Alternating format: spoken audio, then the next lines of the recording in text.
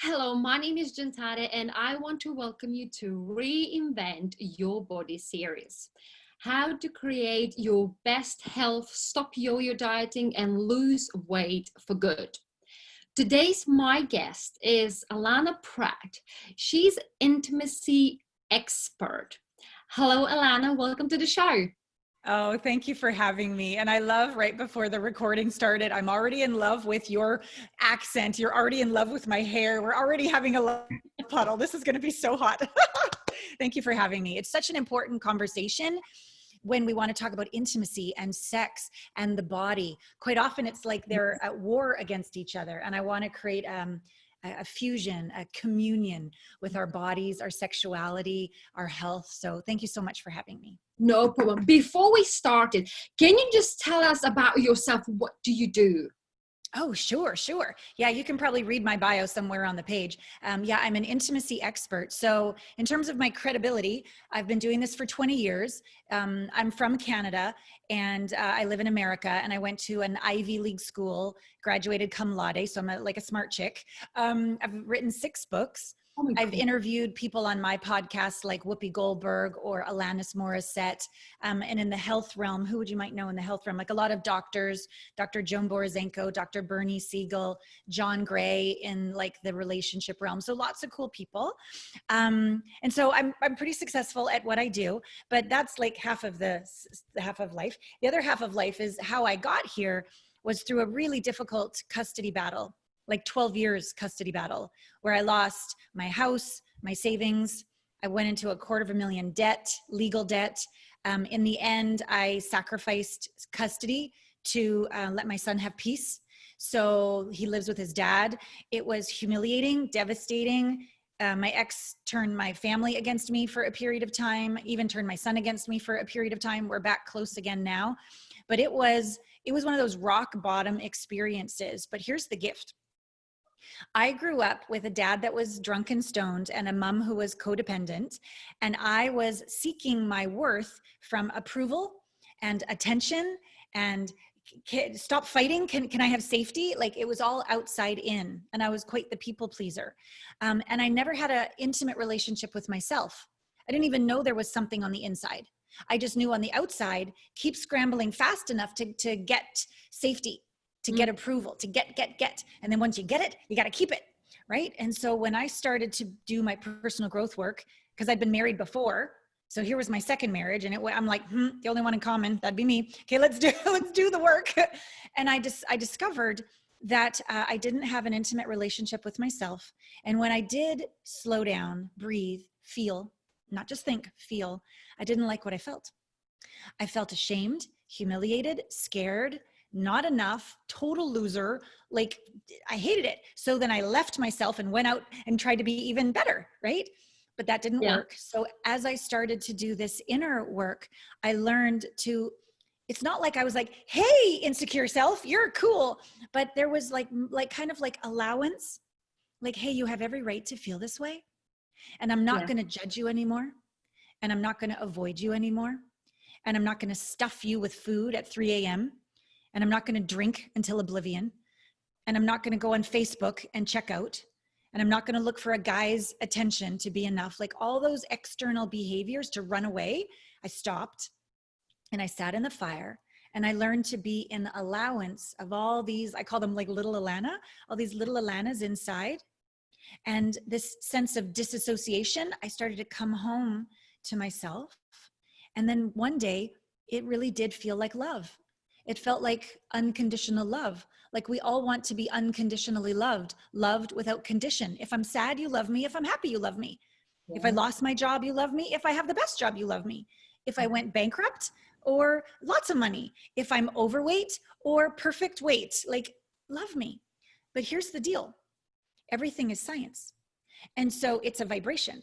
So if you don't love you, you literally do not have the capacity to attract people in your life, anything other than your vibration. So you're going to attract, self-judgment always attracts judgment from another. But here's the deal. When you raise your vibration by loving yourself, warts and all, hot mess and all, ass and all, whatever and all, like here's me, the good, the bad, the ugly. Okay, here I am. Nothing to justify, nothing to hide, nothing to prove, just me. Yeah. And you vibrationally have the capacity now to attract someone who goes, yeah, I have this issue too, and I'm working on this issue, and this is where I'm pretty cool, and this is where I really got it together. And you get to meet somebody who unconditionally loves themselves too.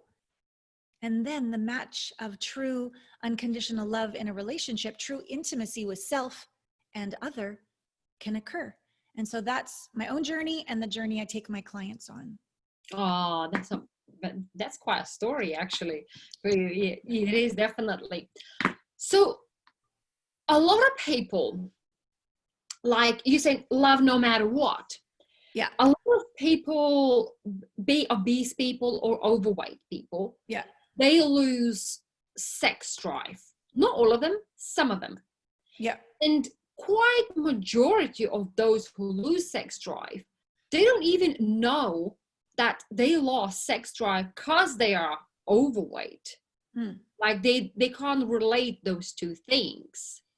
You know, and it's really hard if you are in a relationship. It's like, even if you're married, you know, if one of them is obese or like just overweight and like lost sex drive, and for other partner to accept that, like, you know, it doesn't love me or whatever, you know, what would you suggest to these kind of couples? Like, well, first, again, it would, like, I'm an intimacy expert, so I always go intimate.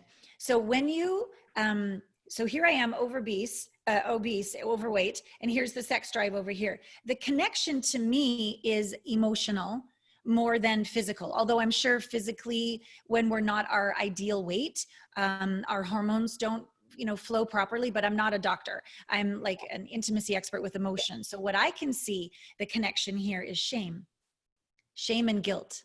yeah, Shame for my own body, guilt that I'm not eating or exercising the way I want, ashamed of what my partner thinks about me, just my own posture right now, like I'm covering up my heart, I'm not standing up tall, right? So this shame on the Hawkins scale of consciousness, where they measure the vibration of different emotions, anger is actually above shame and guilt. Shame and guilt's at the bottom. Shame and guilt is as low as you go. And above anger is allowance, like we talked about earlier. Hey, I don't have to like it, but I'm going to be an allowance. And above that, love, joy, all the rest of it. So the first thing to be aware of is, I believe one of the causes of the effect of low libido is shame about your body, fear about what your partner might reject you about, rejecting yourself, all of these low vibrational emotions. So I always say to my clients, you can't put sprinkles on top of an ice cream cone of shit. It doesn't work. So you can't just have a good attitude. I'll just love my body. I'll just feel sexy. And it doesn't work like that. What works is going into the darkness, into the part of you that feels ashamed, and saying, hey, sister, hey, brother, how you doing? Well, I don't want to talk to you, higher self. You're mean to me all the time. Yeah, you're right. I haven't been very nice. I've been ashamed of you, haven't I? I've been, avoiding you, haven't I? Every time I look in the mirror, I've been rejecting you, haven't I? Every time I go put my clothes on, I've been hating you, haven't I? Yeah, says the body, says the shame. So you gotta find a way to come together as friends on the inside, literally my beloved body, in order to have that beloved libido sex drive on the outside again. You've got to be able to go, hey, here I am.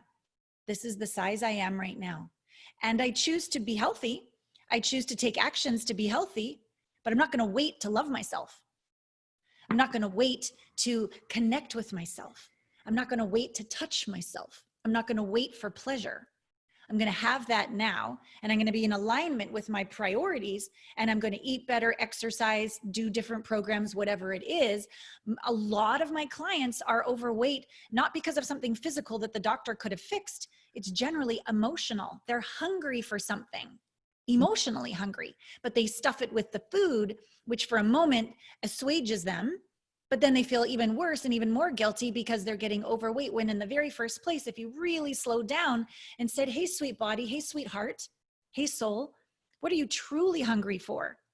Most of the time, it's love, not from others, from self, from self. And then, of course, as I said, the vibration raises and you get it from others. So just think about your partner. Why would they be turned on by you if you're hating on yourself and your vibration is one of rejection and hate and hiding and avoid? That's not very sexy. Sexy is like open, juicy, wild, tender, vulnerable, authentic. Like that's sexy, right? So we want to start being that with ourselves so that we can come back into partnership with our body, apologize to our body. I haven't been listening. I've just been stuffing you or avoiding you or rejecting you. I'm so sorry. I'm here to change that today. A little bit every day adds up. And so that's like the emotional work. That would be step number 1 of the libido. And the second step from that comes action. So emotion, like heart set first, then a better mindset, and then an action that comes from that. A lot of people just start in the head, mindset, and then more actions. But it's exhausting because you got to do 10 more affirmations every day. And the sprinkles are still on top of the ice cream cone of shit. The heart still feels like crap. The body still feels tremendously rejected. And so why would any body lose weight when all you're doing all day long is telling it how awful it is and it needs to change? It's going to say like, screw you. I'm not going to lose the weight. Why should I? Just so you can be right and make me wrong? I don't think so. So like the question becomes, how can I love, celebrate, allow, adorn, cherish my body today as it is? And so rituals that I have, and I'm because I love my body so much, and I used to be like a model and a dancer, and every single day I was not enough and I was very critical, and my dance teachers or my modeling agents, they were all very critical. So even though I was thin, I was at war with my body. And I wanted to look good and compare myself to all the other women. So I was competitive and catty and insecure. So even though I might be thin, doesn't mean like I don't have any issues around my body. So over time, now my conversation with my body is, hey, sweet body. I always call her sweet body. Hey, sweet body, what would you like to eat? What would you like to wear? What kind of cream feels best or oil on your body? And do you like me to go really fast and rub it in like that? Or do you like me to go really slow and pay attention to you? When's the last time we have just touched your face and said, hi, sweet self, right? When's the last time you woke up in the morning with your hand on your heart and your hand on your belly? Hey, sweet body. Good morning, we got another day. Tell me what's true for you that I haven't slowed down enough to listen to. What do you desire? What do you ache for? What do you hunger that I can provide for you today in a healthy, nourishing way? And just be quiet and listen. Like this relationship with our body. What would make you feel turned on, body? Oh, like if you saw my desk right now, there's orchids here, candles here, little angels here.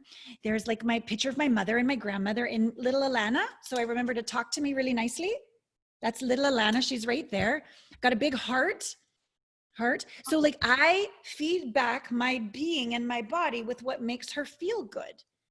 Same with my clothes. Same with how I move. Am I just walking from 1 to 2 in my head? Got to get it done. Or am I like, oh, I'm so grateful for the day. How blessed am I? And walking in my hips. And am I putting my makeup on thinking, not good enough? Or do I have music going? And am I enjoying adorning my face with fun makeup play? It's all a choice. It's all a point of view. How are we going to treat our sweet body? And my experiences with my clients, they're like, I just lost 5 pounds or 10 pounds, and we're not even working on that. We're working on their dating world or their relationship with their husband, or maybe living their purpose and writing a book. But all of a sudden they just lose weight for no reason. And I'm like, yeah, because how you do anything is how you do everything. This checking in and honoring of yourself makes all your actions healthier, more nourishing, more kind. So all of a sudden you're not drinking 2 or 3 glasses of wine a night, just 1. And all of a sudden you're going for a walk in the morning because you just feel alive and you want to be grateful. And it all starts to add up. And then all of a sudden you've lost weight and you're not trying. The sugar cravings are going away. You're not trying. You're more connected to your partner, feeling more sexy. You're not hiding in shame. You're wearing lingerie at whatever size you're at. And if you're bigger, just play up the boobs, girls. Like, enjoy the boobs. Because when you get thinner, the boobs go away. So enjoy the boobs. and give the gift of your body, your sexuality, your essence now. Don't wait. That's, to me, a great journey to be on, coming home to your body. Definitely it is. What would you suggest, like, for a single women or Yeah. even men, that, the start, like, dating, because we all want to date, we all deserve that, no matter what size you are you size 2 or you size 20, we all deserve to be loved, and we want to be loved. Yeah. How would you, like, go on a date and you think, like, oh my god, like, I'm overweight, I don't even, like, I look at myself in the mirror and I'm like, I'm not happy what I'm seeing, so how can someone else, and how to Well, I don't recommend dating when you hate yourself, because you're just going to attract somebody that judges you. That's just a waste of time, and you're going to hurt your heart even more. Be willing to do the intimacy work, the inner work first, of becoming into allowance of as you are, right? The biggest gift to another is to not judge them and to love them as they are, to make them feel safe, seen, and understood, right? So how can we be that for another if we're not being that for ourselves? So commit to dating in 3 months. And for the next 3 months, do your inner work to come into forgiveness, allowance, connection again, awaken your sexuality, have your practices be loving as you are. I have so many different programs where we go in and we talk to the little you, or we talk to the body. Just come home to yourself first. Give yourself a quarter of the year to fall in love with you again, to fall in love with your body as it is, to start just treating it well as it is. Don't wait. I mean, obviously do your healthy choices and all the rest of it, but don't wait to be loved. Love yourself now, love your body now. And then there's no such thing as perfect. Nobody's going to go on a date as this perfect person. So when I would go on dates, I would be going through this horrible custody battle, or I would have lost all my assets, or I wouldn't, like, all my stuff. So it's not like I'm going to lead with that on a first date. I'm not going to say, okay, so something you should know about me is I blah, blah, blah, blah. I'm not going to lead with it. I'm going to lead with my strengths, but I'm not going to hide who I am. I'm not going to put a mask on. I'm not going to pretend I'm somebody I'm not. I'm going to let the conversation be authentic. I'm going to be curious, interested versus trying to be interesting. I'm really going to make contact with a heart that's open, not a heart that's closed. Do you think I'm fat or not? I'm going to arrive confident in who I am. That's the sexiest thing, is here I am, wobbly over here, a hot mess over here, fantastic and creative and amazing over here. This is the package. Hi, nice to meet you. Tell me about you. When we can not resist ourselves, we make it safe for another to be authentic with us. And then you just get out there and meet people. And here's the deal. If you're looking for someone who unconditionally loves you, you must unconditionally love yourself.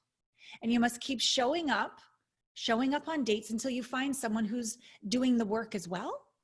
So that, hey, yes, I would like to maybe make more money, or hey, yes, I would like to lose some weight, or hey, I would like to write a book, or like, there's always going to be something. And I really love my life. I'm really ready for love, not to fill a void, not to finally be good enough, but I've done enough inner work that I don't need a partner. I choose one.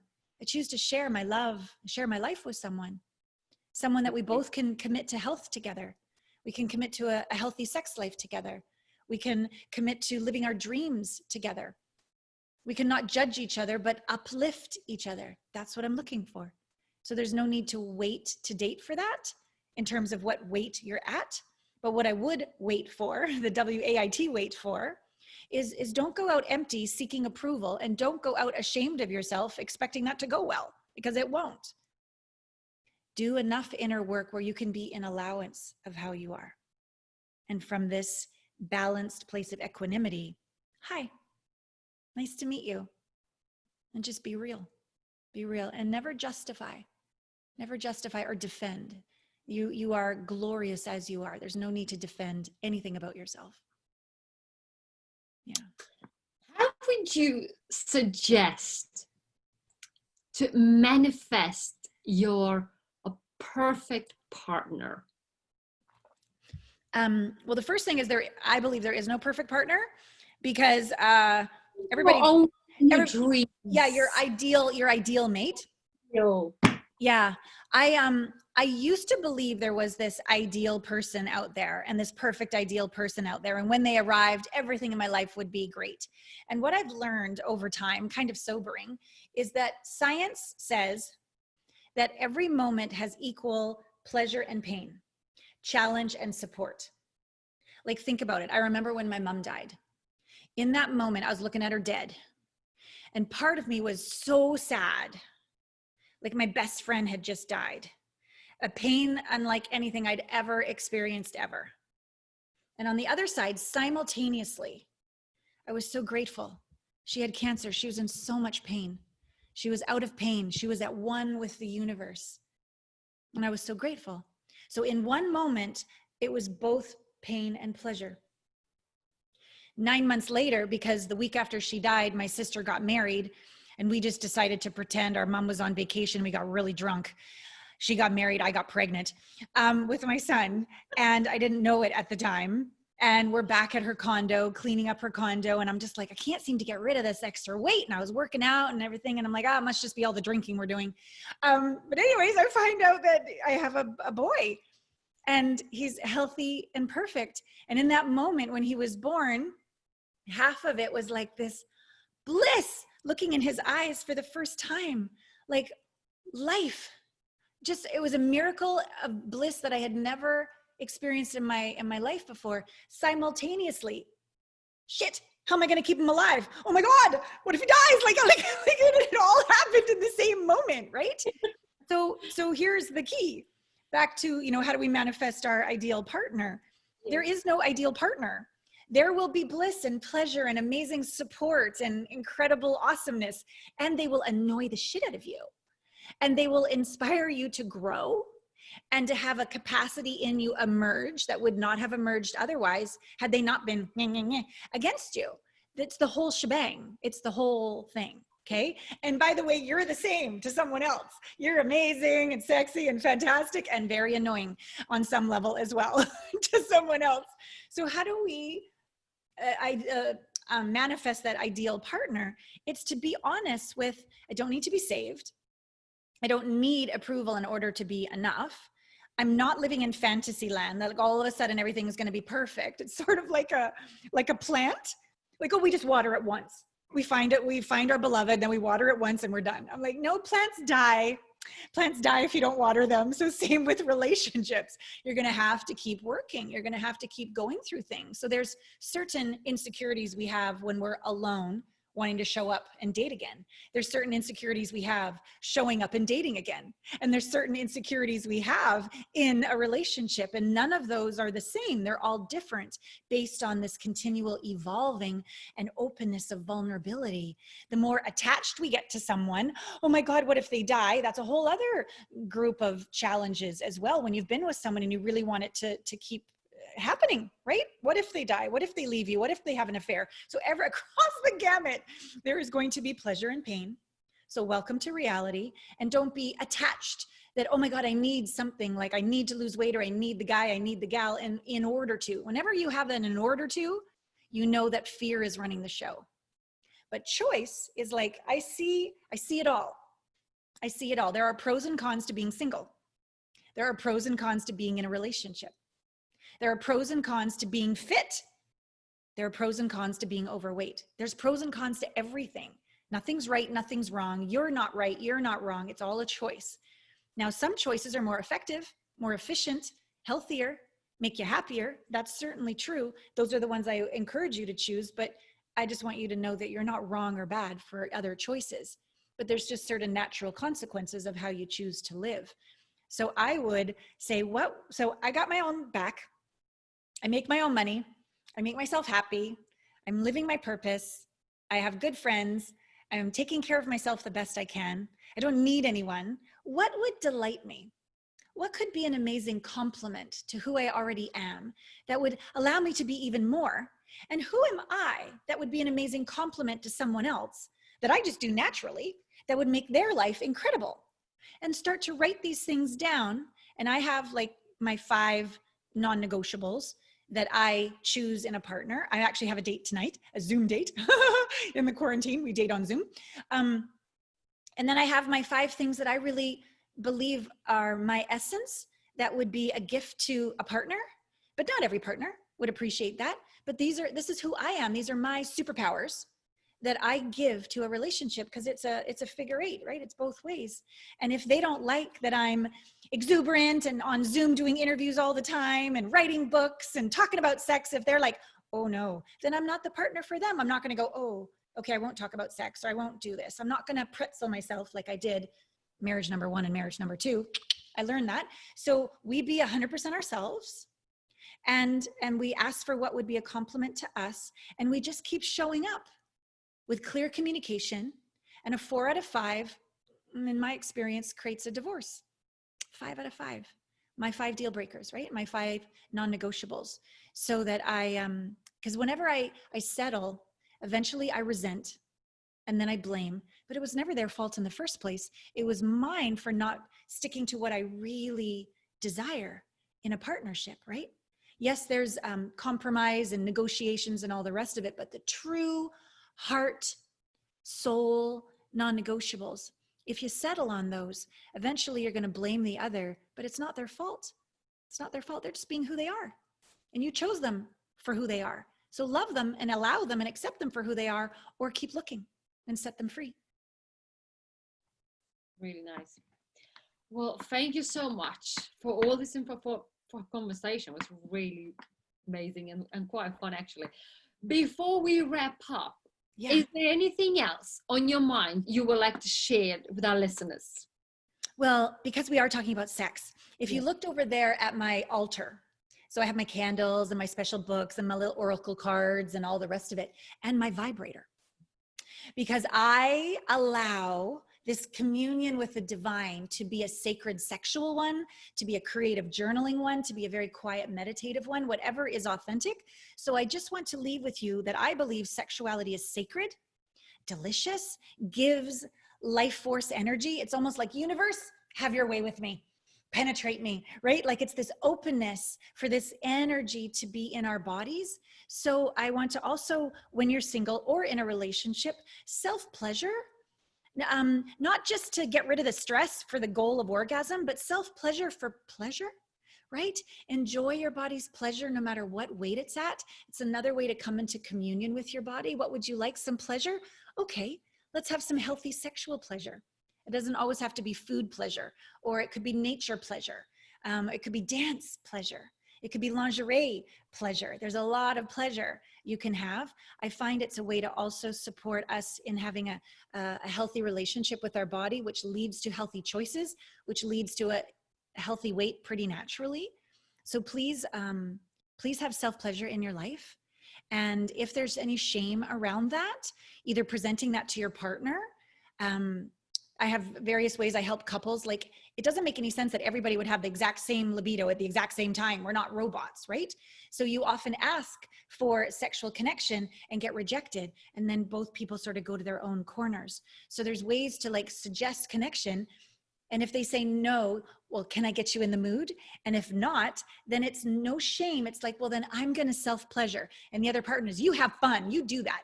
And so there's no shame or hiding around pleasuring in either direction. There's so many ways couples can have more freedom and creativity and sexuality when the communication is there and the shame is gone. And then before your date, I think it's really great to masturbate before your date, so you don't have all this like built up horniness on the date. You're just sort of in the flow and you're like just yourself and it's all good. So that's like a little tip I have as well.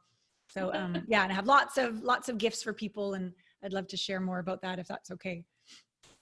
Yeah, that's sure. Yeah, that's fine. Cool. Thank you. I appreciate that. So on my website, allanapratt.com, there is an intimacy blind spot assessment. And a lot of us are very clever. You obviously are clever. People, like, if we knew what to do, we would do it, right? But many times the reason why things aren't working is it's a blind spot. And I've sort of alluded to that in the interview today, but I'd like you to take the test so that you can really understand what is blocking me from having an intimate relationship with my body and my sexuality and myself. What is blocking me from having an even deeper trust and relationship with the divine? And how would that then support me having an even deeper relationship with my beloved? So that is what I would like all people to go to the site and check out. And I hope that really illuminates your life so you can have even more success and juiciness. Can you tell to the listeners where they can find you, your website? Sure, thank you. Yes. So my site is my name. So allanapratt.com. So ALLANAPRATT.com. And then if you go /quiz, that's the intimacy blind spot assessment quiz. So allanapratt.com /quiz. That's where it is. And on there, I have a YouTube channel. I have a podcast. I have really sexy newsletters. I have lots and lots of goodies there for you. So enjoy.